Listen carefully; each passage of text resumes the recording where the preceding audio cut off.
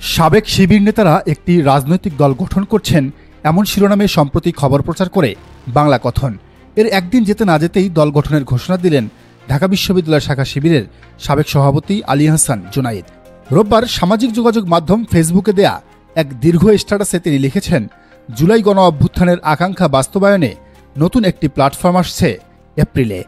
কমেন্টে একটি গুগল ফর্মও দেয়া হয়, যেখানে বিভিন্ন বিষয়ে মতামত চাওয়ার পাশাপাশি দলে যুক্ত হওয়ার ফরম্যাটও তুলে ধরা হয়েছে। জুনায়েদের এমন ঘোষণার পর তোলপাড় ওঠে নেট দুনিয়ায়। সাবেক শিবিররা নতুন দল গঠন করবেন, এই গুঞ্জন যে সত্যি হবে তা কল্পনাও করেননি অনেকেই। সাবেক বর্তমান নেতাদের কাছে এটি ছিল অবিশ্বাস্য, তবে বেশিরভাগের চাওয়া ছিল এমন একটি দল আসুক, কারণ ইতিমধ্যে বামপন্থীদের দ্বারা প্রভাবিত হয়ে নাহিদ আক্তারদের দল নাগরিক পার্টি অনেকটাই কোণঠাসা। তাছাড়া ওয়াসা কেলেঙ্কারি, সচিবালয়ের তদবির, কোটি টাকার ইফতার, হেলিকপ্টার কাণ্ড, চাঁদাবাজি ও সমকামী ইস্যুতে বেশ বিপাকে পড়েছে নতুন এই দলটি। আর সাম্প্রতিক সময়ে জুলাই গণ অভ্যুত্থানে শিবিরের অবদান খাটো করে দেখার ব্যাপারটি তো আগুনে ঘি ঢেলেছে। কিন্তু এই আলী আহসান জুনায়েদ কে? তিনি কি জামায়াতের সাবেক সেক্রেটারি জেনারেল আলী হাসান মুজাহিদের আত্মীয়? এসব বিষয় নিয়ে তৈরি হয়েছে কৌতূহল। চলুন জেনে আসি জুনায়েদের আসল পরিচয়। আলী আহসান জুনায়েদ ঢাকা বিশ্ববিদ্যালয়ের ওমেন অ্যান্ড জেন্ডার স্টাডিজ বিভাগের মেধাবী শিক্ষার্থী। তার বাড়ি দেশের সবচেয়ে ধনী জেলা নারায়ণগঞ্জে। জুনায়েদ ছিলেন ঢাকা বিশ্ববিদ্যালয় শাখা শিবিরের সাবেক সভাপতি ও ফোকাস কোচিং সেন্টারের পরিচালক। তিনি এসএসসি পাশ করেছেন পিটিএস সেকেন্ডারি স্কুল থেকে এবং এইচএসসি পাশ করেছেন ঢাকা কলেজ থেকে। ছোটবেলা থেকেই ইসলামী আন্দোলনের প্রতি ঝোঁক ছিল জুনায়েদের। স্কুল জীবন থেকেই ইসলামী ছাত্র শিবিরের সাথে জড়িয়ে পড়েন তিনি। সমর্থক কর্মী সাথী হওয়ার পর ঢাকা বিশ্ববিদ্যালয়ে এসে হন দলটির সর্বোচ্চ সদস্য।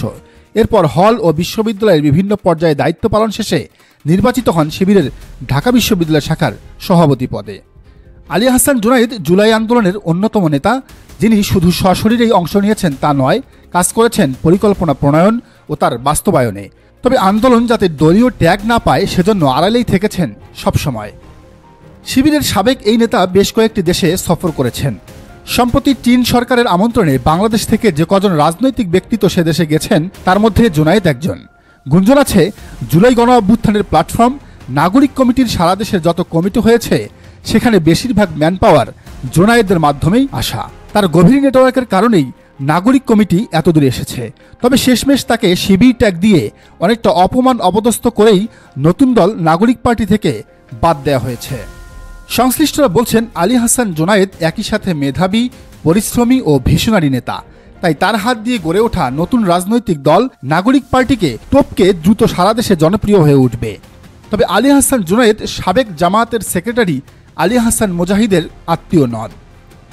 দর্শক, সাবেক শিবির নেতাদের দল কি জনপ্রিয় হবে, নাকি আরেকটি এবি পার্টি অথবা গণ অধিকার পরিষদে রূপ নেবে?